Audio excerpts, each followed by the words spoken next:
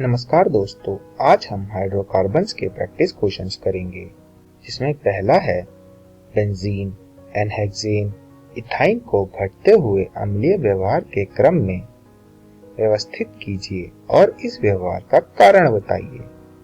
दोस्तों, जैसा कि हमने हाइड्रोकार्बन्स में पढ़ा था कि अम्लीय व्यवहार उसके एस कैरेक्टर के ऊपर निर्भर करता है कि जितना एस कैरेक्टर होगा उतना ही वह अम्लीय होगा, और एस कैरेक्टर ट्रिपल बॉन्ड का सबसे ज्यादा होता है और उससे कम डबल बॉन्ड का और सबसे कम सिंगल बॉन्ड का। आप इसी चीज को ध्यान में रखिएगा और इस क्वेश्चन को उसके बाद सॉल्व कीजिएगा। यह तीनों यौगिक में कार्बन की संकरण अवस्था इस तरह है कि सबसे ज्यादा इथाइन है, फिर बेंजीन है, फिर एनहेक्सेन है। और जैसा कि अभी मैंने बताया था कि जितना एस कैरेक्टर उतना वह अम्लीय होता है, तो इथाइन का कक्ष का प्रकार sp होता है, जिसके वजह से इसका X लक्षण 50% होता है। इसी तरह बेंजीन का कक्ष का प्रकार sp2 होता है, इसी वजह से इसका X लक्षण 33.3% होता है।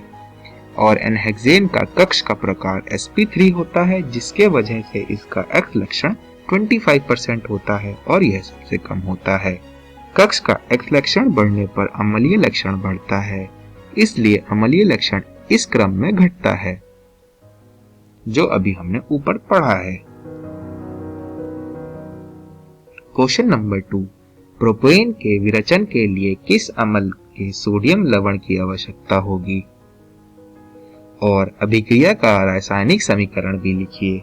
तो दोस्तों, जब हम एल्केन्स पढ़ रहे थे, एल्केन्स में जब हम एल्केन्स का विरचन यानी एल्केन्स की प्रिपरेशन पढ़ रहे थे, उसमें एक टॉपिक था कार्बोक्सिलिक अम्लों से, जिसमें हमें प्रोडक्ट में एक कार्बन कम मिलता था। यह उसी का क्वेश्चन है। हमें प्रोपेन चाहिए प्रोडक्ट में, तो हमें एक कार्बन बढ़ाना पड़ेगा यानी ब्यूटेन होगा, और सोडियम सॉल्ट होने के वजह से वह ब्यूटेनिक एसिड होगा। और इसकी रिएक्शन कुछ इस तरह होगी कि जब सोडियम सॉल्ट और ब्यूटेनिक एसिड NaOH के साथ रिएक्ट करता है तो वह हमें प्रोपेन देगा। क्वेश्चन नंबर 3, नीचे दिए गए यौगिकों का IUPAC नेम लिखिए। यह सबसे इजी क्वेश्चन है, इसमें हमें सीधा सिर्फ नेम लिखने हैं। जैसा कि आप पहले इसमें देख सकते हैं कि इसका नाम 2-methyl-but-2-ene होगा और दूसरे वाले का नाम pent-1-ene-3-ine होगा। तीसरा है pent-1,3-diene और चौथा है 4-phenyl-but-1-ene।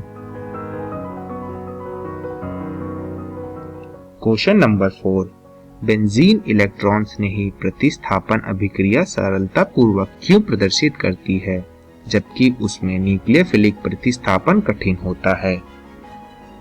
इसका उत्तर है बेंजीन कक्षक संरचना प्रदर्शित करती है, जो कि इलेक्ट्रॉन क्लाउड रिंग के ऊपर तथा नीचे स्थित है तथा ढीली व्यवस्थित है, इसलिए इलेक्ट्रॉन स्नेही के लिए आसानी से उपलब्ध है।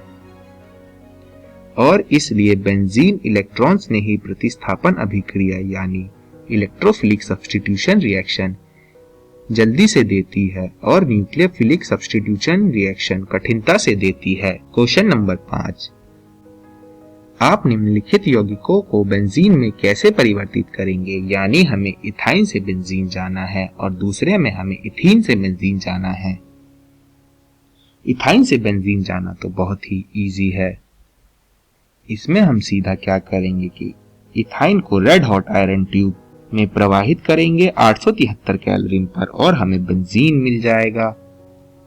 और क्वेश्चन नंबर 2 है इथाइन से बेंजीन जाना, तो उसके लिए हम क्या करेंगे? पहले इथीन को Br2CCl4 की प्रेजेंस में रिएक्ट कराएंगे तो वह 1,2-डाइब्रोमो इथेन बनाएगा। और जब हम उसकी reaction alcoholic KOH alcoholic potassium hydroxide के साथ कराएंगे तो वह 1-ब्रोमो इथीन बना देगा। और जब उसकी रिएक्शन NaNH2 लिक्विड अमोनिया और 196 केल्विन पर कराएंगे तो वह हमें इथाइन दे देगा। यह रिएक्शन पहले वाली रिएक्शन की तरह हो गई और जब हम इसे रेड हॉट आयरन ट्यूब में प्रवाहित करेंगे 873 केल्विन पर तो हमें बेंजीन मिल जाएगा। क्वेश्चन नंबर 6, C4H8 यौगिकों के सभी संभावित स्थिति समावयवों की संरचना सूत्र एवं आयुपैक नेम दीजिए। C4H8 सिंगल डबल बॉन्ड वाला कंपाउंड है। इसमें सबसे पहला है इसका आइसोमर कि हम इसकी एक लीनियर चेन बना दें, मतलब ब्यूटीन, और दूसरा है सिस आइसोमर वाला ब्यूटूइन, और तीसरा है ट्रांस स्ट्रक्चर वाला ब्यूटूइन।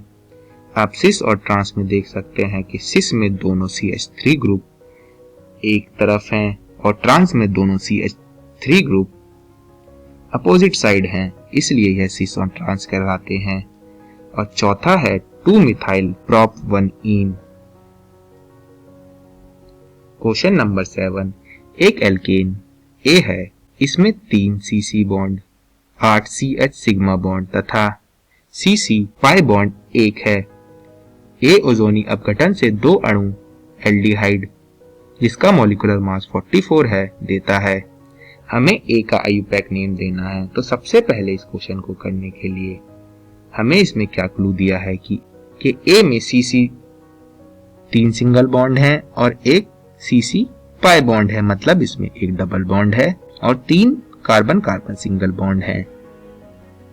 और सबसे इंपॉर्टेंट चीज क्या दे रखी है कि इसका मॉलिक्यूलर मास 44 है और यह एल्डिहाइड है। तो एल्डिहाइड जिसका मॉलिक्यूलर मास 44 है वह सिर्फ एक ही है जो है CH3CHO इथेनॉल। और हमें क्या बताया गया है कि जब एक की ओजोनोलिसिस करी तो हमें 2 इथेनॉल मिले।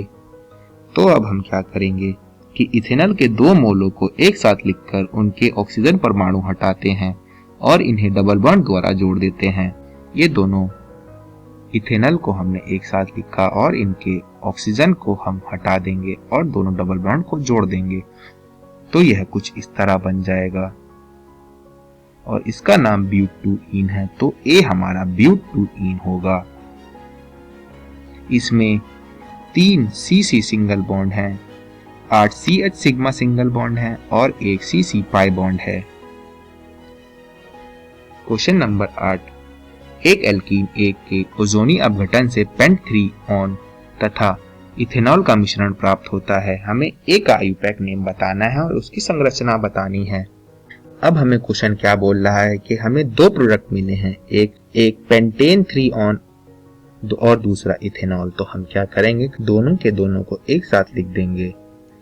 हमने पहले इथेनॉल लिखा और फिर पेंट 3 ऑन लिखा। अब दोनों के ऑक्सीजन को हम हटा देंगे और दोनों को डबल बॉन्ड से जोड़ देंगे।